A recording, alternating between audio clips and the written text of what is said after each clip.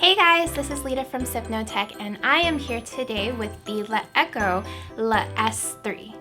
Not to be confused with the Samsung S3, but in this video I'm going to call it the S3 because it's still basically an S3. I'm going to unbox it, so let's take a look and see what's inside. But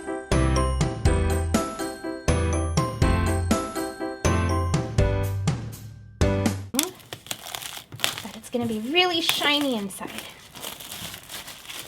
Alright. Ooh. Nice matte box. If I can get this open. Ooh! Very nice, very nice. Okay, so first impressions are this phone definitely doesn't look or feel like a $130 phone. It's definitely got some weight to it, and it actually reminds me of my Nexus 6P. It feels really nice, really nice. And I think this comes in two colors, gray and gold. The one that we got is the gray one. So I'm going to put this down really fast so we can check out what else it comes with, and then we can come back to it later. But, ooh. Okay, we have the LeEco headphones that are included, and it looks like they also come with the adapter. So it's the Type-C 3.5mm adapter. I believe it is because the phone does not have a headphone jack, so they can go together. Also, we have here charger, standard, brick. You know how that works. And if I can get this out right here. Oh my god. Ugh. Oh no, I don't have nails. Okay. Believe in here we have our little prong here and a case.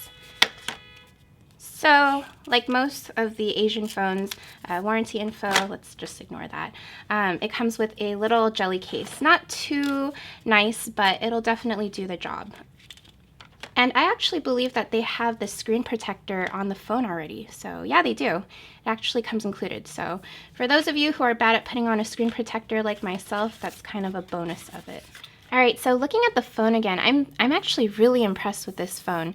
It's the 5.5 1080p. We have our front camera right here, that is 8 megapixels, and on the back we have a 16 megapixel rear camera, and of course the fingerprint scanner.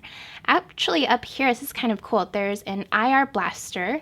On the bottom we have bottom firing, I believe they are Dolby Atmos speakers too. So I'm kind of excited to test those out, and of course the USB port for charging. On the sides here we have our power button and volume rockers, and on this side is just where you can put your SIM slot. So really, really nice. I'm really liking how smooth this phone is, and I'm actually going to... Oh, whoa! Okay, it's so shiny. I'm gonna do this with the back now too. Wow! Ta-da! Oh, it's so shiny. It's so shiny! Okay, I'm gonna turn this on right here. And let's get it set up. Okay, so now that I have this phone all set up, let's take a look and see what it can do. So once again, the S3 has a Qualcomm Snapdragon 652 CPU, 32 gigabytes of storage, and 3 gigabytes of RAM. There's also only 2 SIM card slots, so there's no expandable storage in here, but the 32 gigabytes should be good for someone like me. So the S3 runs on EUI, which is LeEco's ecosystem user interface. This phone also runs on Android 6.0 Marshmallow. So the first thing I noticed was the fingerprint scanner because that was the first thing I set up when I got this phone. So it's actually pretty fast. It makes the bottom buttons light up first, so that's pretty cool. Black. And it makes that click noise. So far, the fingerprint scanner is, I think it's not as fast as the Axon 7 that I had, but we can check this out in the full review of it later. Another thing I noticed is there's a pretty decent amount of bloatware on this phone already from LeEco. I guess this is part of their ecosystem that they're marketing, advertising, whatever it is, but there's all these different apps in here. I'm not even sure what they have to do yet because it looks like everything needs an update. But this thing has LeView, which I guess is maybe a news hub or outlet for stuff that people are watching out there in the internet realm. So that's kind of neat. Another really cool thing are that the menu buttons are on the bottom of the phone. And this is kind of interesting because I haven't really experienced that quite yet, but I think I like it. You can clear, swipe down to lock or unlock, swipe up, swipe down, swipe up to clear. Oh, okay. Oh, and you can also, I guess, adjust the brightness and your music and your camera and all this stuff here. This is really different for me from Google, so I think I'm definitely going to have to take some time getting used to it. But that's pretty cool. And it tells you at the bottom how many gigabytes you have available too. So it's kind of cool, Another thing I noticed compared to Google's UI is you can't change any of the adjustments here. And I guess I just realized that you can only do that in, oh no, how did I do that the first time? In the menu button up here. So you can change the brightness, change it to auto rotate, airplane mode, etc. there. And taking a look at the settings, these look pretty standard. You can change your display, you can personalize it.